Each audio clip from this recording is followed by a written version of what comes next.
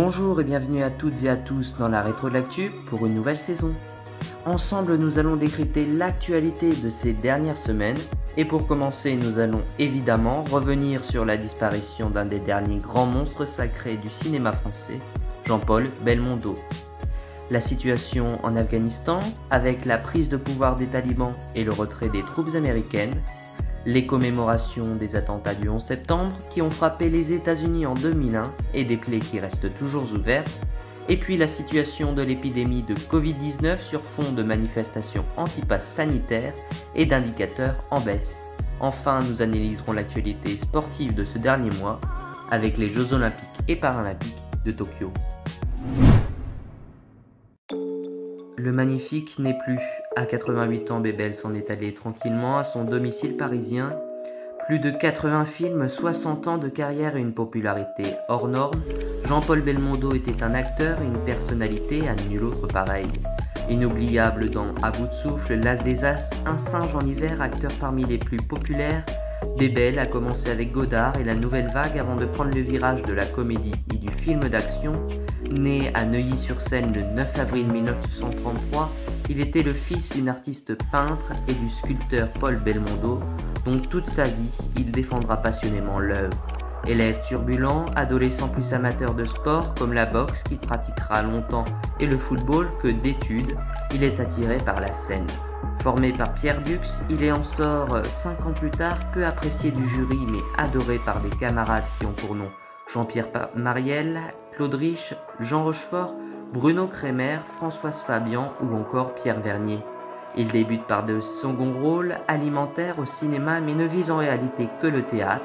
Plus sa carrière avance et plus Jean-Paul Belmondo appartient incontestablement à un second aspect d'une ligne moderne et populaire.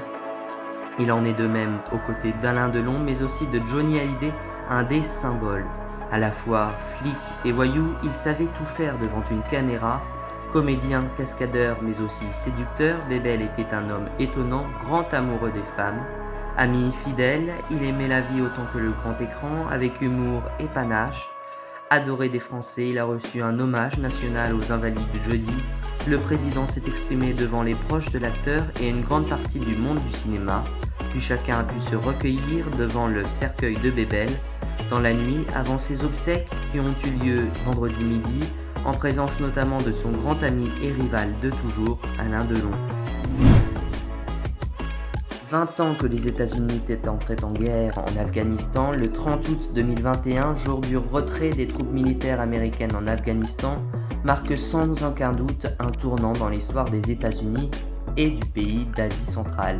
Mi-août, la victoire des talibans et la fuite du pays du président Ashraf Ghani avaient provoqué la panique à Kaboul. Des milliers d'Afghans avaient envahi le tarmac de l'aéroport de Kaboul pour fuir, certains s'agrippant follement à des avions militaires en train de décoller pour tomber dans le vide quelques minutes plus tard. Le retour des islamistes au pouvoir a obligé les Occidentaux à évacuer aussi les Afghans susceptibles de subir des représailles, notamment pour avoir travaillé pour les forces étrangères. La sécurité et le bien-être des femmes et des filles préoccupent l'ONU. Le 27 août, 2 explosions suicides ont causé la mort de 13 soldats américains et plus de 150 civils afghans à l'aéroport de Kaboul. L'armée américaine est restée très discrète sur la fin du retrait par souci de sécurité.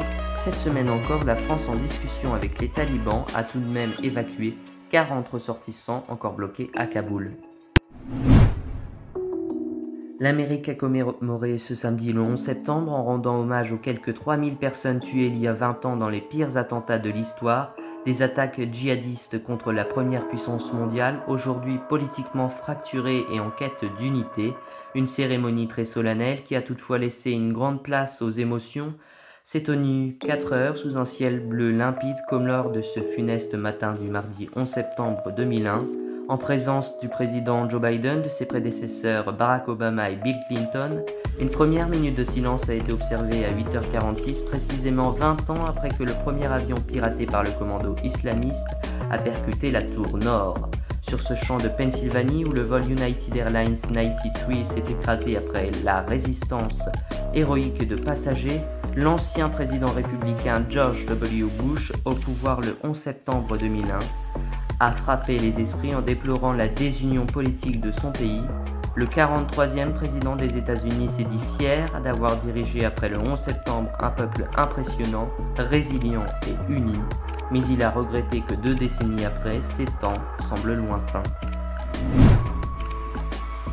Une piqûre de rappel à quelques jours de l'entrée en vigueur de l'obligation vaccinale pour les professions de santé. Des dizaines de milliers de manifestants sont descendus ce samedi dans les rues de plusieurs villes françaises pour la 9e semaine consécutive pour dénoncer notamment le pass sanitaire. Les services du ministère de l'Intérieur ont recensé 121 000 manifestants, dont 19 000 à Paris pour près de 200 actions au total. Le ministère avait compté, quant à lui, 140 000 manifestants samedi dernier. Ces manifestations interviennent au lendemain de la mise en examen pour mise en danger de la vie d'autrui de l'ancienne ministre de la Santé Agnès Buzyn dans le cadre de l'enquête ouverte par la Cour de justice de la République sur la gestion gouvernementale de l'épidémie. Côté chiffres, la lente des crues se poursuit. Les services de soins critiques comptent 2131 malades du Covid, dont 91 nouveaux admis en 24 heures, contre 2151 vendredi et 2223 samedi dernier. Page sportive désormais. En effet, Tokyo a passé le relais à Paris, prochaine ville haute en 2024, et tourné la page de l'histoire contrariée des Jeux de Tokyo, reportée d'1 an et menacée jusqu'au bout par la pandémie de Covid-19. Sur le plan sportif, le bilan français demeure mitigé aux Olympiques, avec de nombreuses exceptions et 33 médailles seulement, 9 de moins qu'à Rio. Cependant, cela reste positif aux Jeux paralympiques avec près du double de médailles par rapport à Rio 5 ans plus tôt, 54 contre 28 en 2016. Les Jeux de la 33e Olympiade de l'ère moderne seront célébrés en 2024 à Paris. C'est la fin de ce numéro de la Rétro de l'actu. Merci beaucoup de l'avoir écouté. N'hésitez pas à nous rejoindre sur nos réseaux sociaux. on-podcast 3 pour Twitter, on.podcast pour Instagram. On se donne rendez-vous en octobre pour un nouveau numéro. D'ici là, à bientôt.